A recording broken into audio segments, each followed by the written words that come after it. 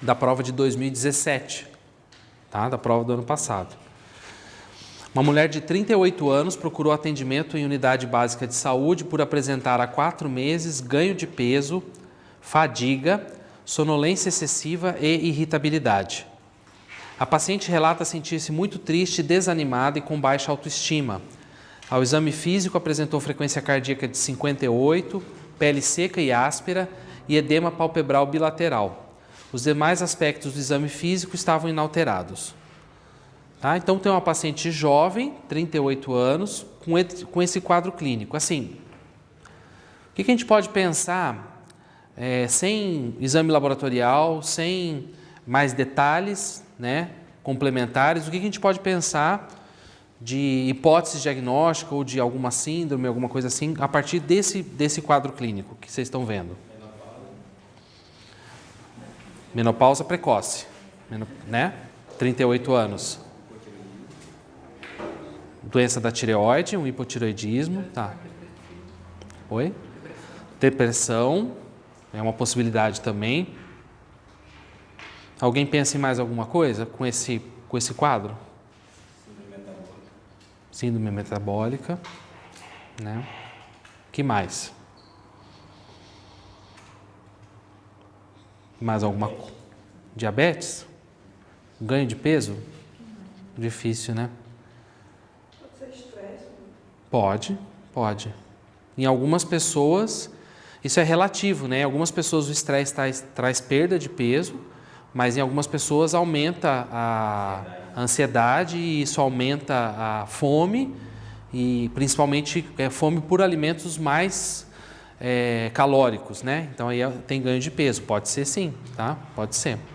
Bom, então nós temos esse quadro, vamos passar para alguns resultados de exames laboratoriais. Os exames então solicitados indicaram uma dosagem sérica de hormônio tiroestimulante, o TSH de 34, o valor de referência 0,45 a 4,5, sendo repetido e confirmado o resultado. A tiroxina sérica de 0,3, o valor de referência 0,7 a 1,8. Diante desse quadro, foi iniciado o tratamento com levotiroxina, 100 microgramas por dia. Após 6 semanas, foi solicitada a repetição dos exames. E aí o resultado era o seguinte, o TSH de 2,5 e o T4 livre de 1,2. Nessa ocasião, a paciente referiu melhora quase completa dos sintomas apresentados.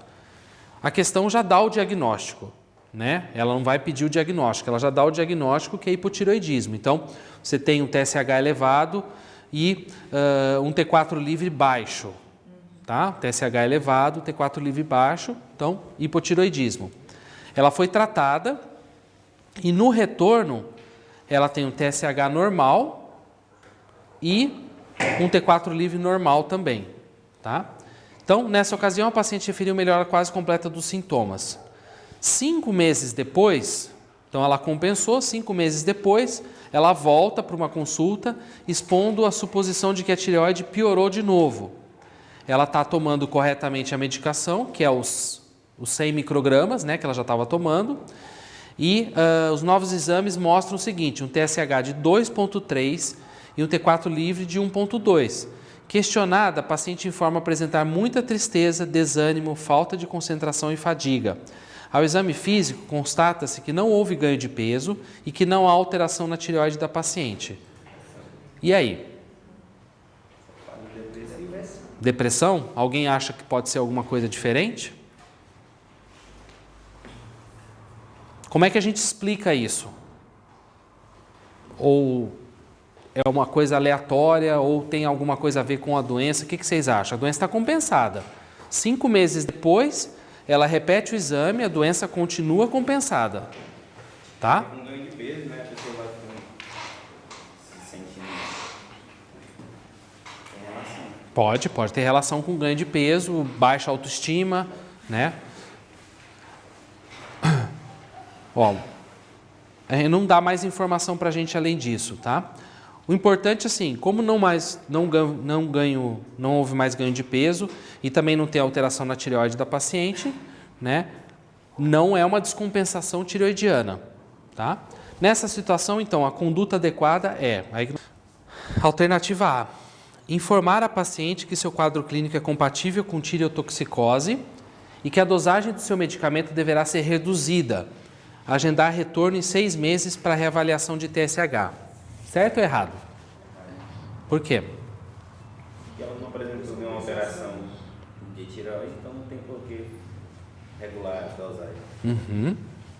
Ela está compensada. Não tem por que pensar em tireotoxicose e nem mexer na dose da medicação.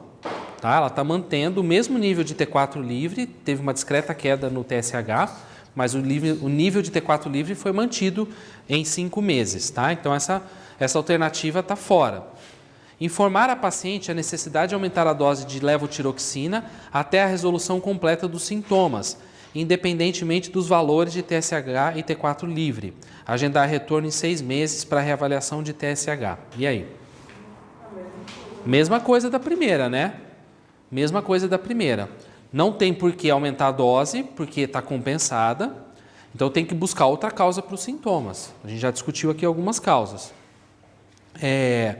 Outra coisa que estaria errado nessa alternativa é agendar retorno em 6 meses para reavaliação de TSH. É muito tempo. Se você vai corrigir dose de hormônio tireoidiano, né, da levotiroxina, você tem que reavaliar dali 30 a 60 dias no máximo, você tem que ver, para ver como é que o paciente respondeu aquilo. Até esse primeiro retorno, não sei se supostamente foi agendado, de 5 meses é um espaço muito grande para você ajustar a dose da medicação, tá? E tem a alternativa C. Fazer avaliação para transtorno depressivo como diagnóstico diferencial e, caso confirmado, discutir o início de tratamento para essa nova comorbidade. Manter acompanhamento dos níveis séricos de TSH. E aí? O que vocês acham?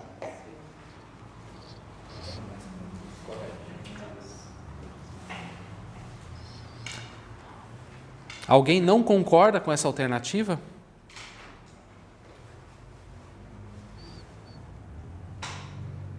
Tranquilo, né? A gente tem... vamos ler a D primeiro. Informar a paciente que, mediante os indícios de que a terapia com levotiroxina não está sendo efetiva, faz-se necessário estender a investigação, procedendo-se à realização de biópsia com agulha fina. Tá? Essa é uma questão fácil, não pode perder uma questão dessa. Tá? Porque se você olhar, é só saber, a gente vai mostrar um quadrinho daqui a pouco com os resultados de TSH, T4, etc. É só você lembrar das alterações que você responde. Tá? E tem lá os valores de referência, está bem tranquilo. Tá? Só uma pergunta para vocês. A alternativa certa é a C. Tá? Então, vai fazer uma avaliação para transtorno depressivo como diagnóstico diferencial. Como é que a gente faz a avaliação? Vamos extrapolar um pouquinho a questão. Como é que a gente faz a avaliação para transtorno depressivo? Primeira coisa, isso aqui a paciente está numa unidade básica de saúde. Primeira coisa, precisa encaminhar para o psiquiatra ou não? O que vocês acham? Não? Por que não? Pode ser uma interconsulta se houver disponibilidade, né? Como é que a gente avalia a avaliação desse transtorno depressivo?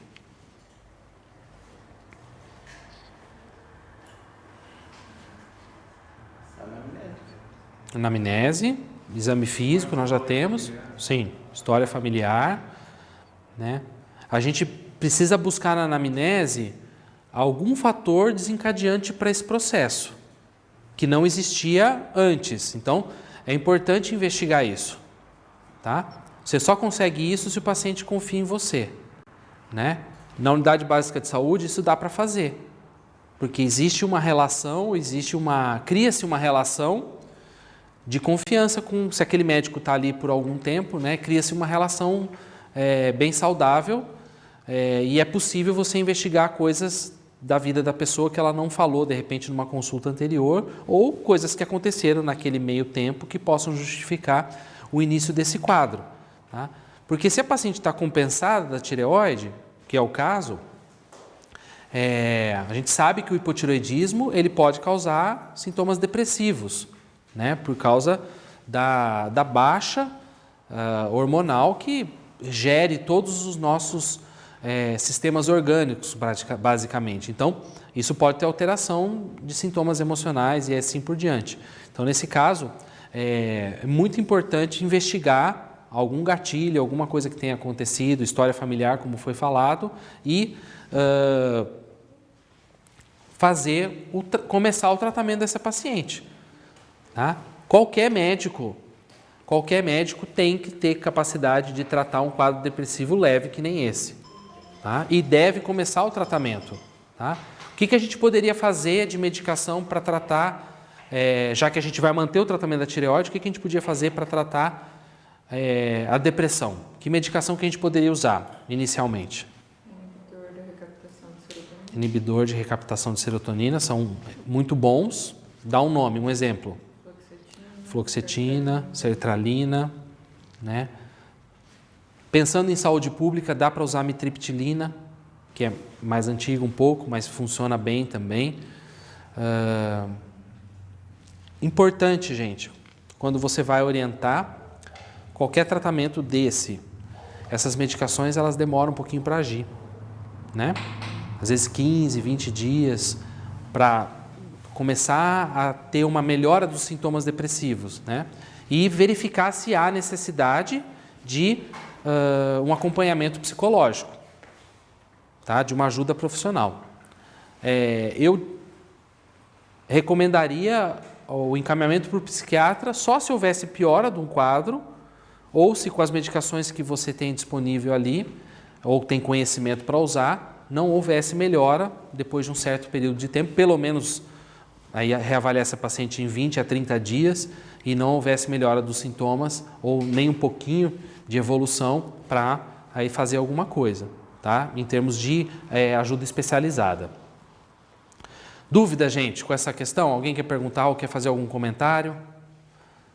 Doutor, como é que seria a conduta não farmacológica? Não farmacológica? Tá.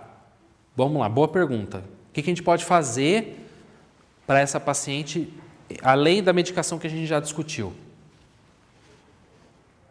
O que vocês acham? Para melhorar o quadro depressivo, você está falando, né? Tá.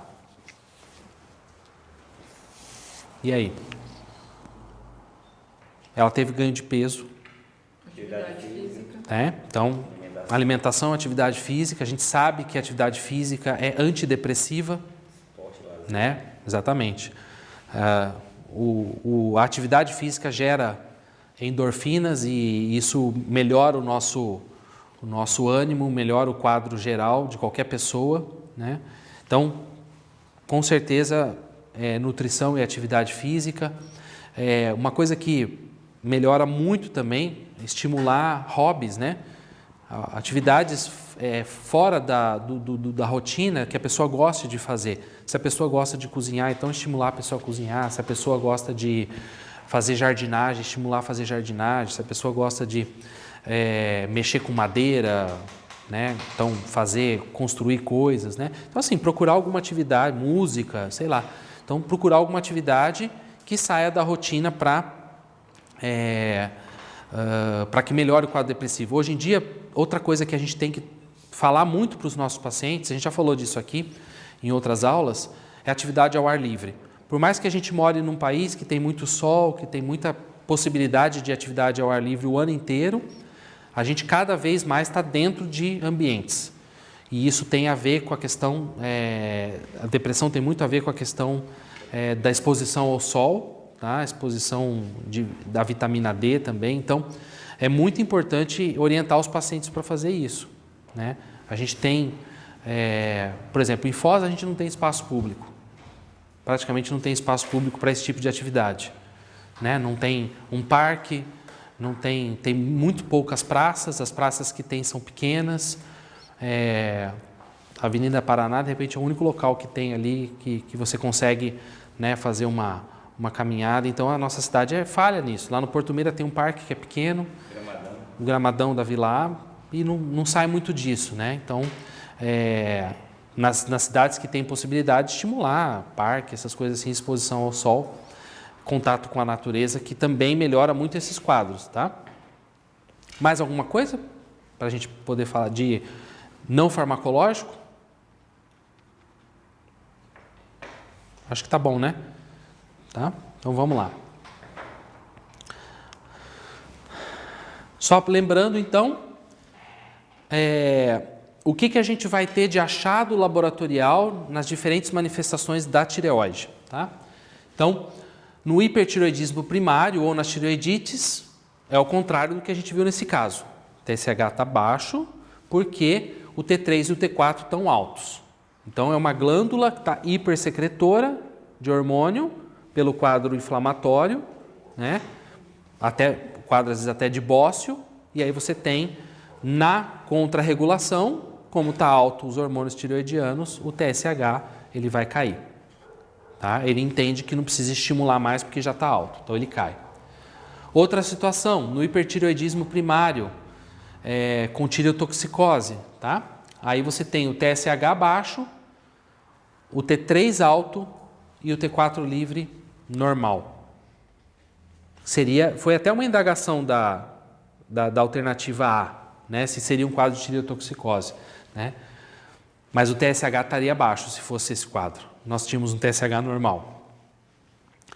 Hipertireoidismo primário com tireotoxicose da T4, o inverso. T4 livre alta, T3 normal, TSH baixo.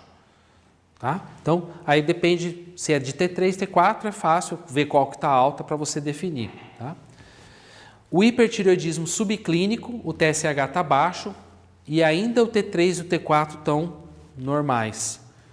Está naquela fase da doença que ainda não houve um aumento da produção, por isso que ele é subclínico, do T3 e do T4, mas o TSH já sentiu que vai ter um aumento, então já está mais baixo. E o hipertireoidismo secundário, a uma doença, um adenoma, por exemplo, o TSH vai estar normal ou alto e o T3 e o T4 livre vão estar elevados. Outra coisa, não está aqui, o hipotireoidismo, a gente já viu na questão, né? Você pode ter o hipotireoidismo subclínico, a gente falou na aula de tireoide sobre isso. Tá? Você pode ter um hipotireoidismo com um TSH discretamente elevado e o T4 livre ainda normal. Aí você vai na clínica do paciente, que é muito comum isso em idosos. Tá? Muito comum em idosos. Então, TSH discretamente elevado, T4 livre ainda normal, pode ser um hipotireoidismo subclínico. Sempre peçam TSH e T4 livre para idosos, tá? Qualquer de rotina de exame laboratorial de idoso, sempre faz dosagem, porque se for subclínico e você já começa um tratamento, você dá uma melhora importante de qualidade de vida para o paciente.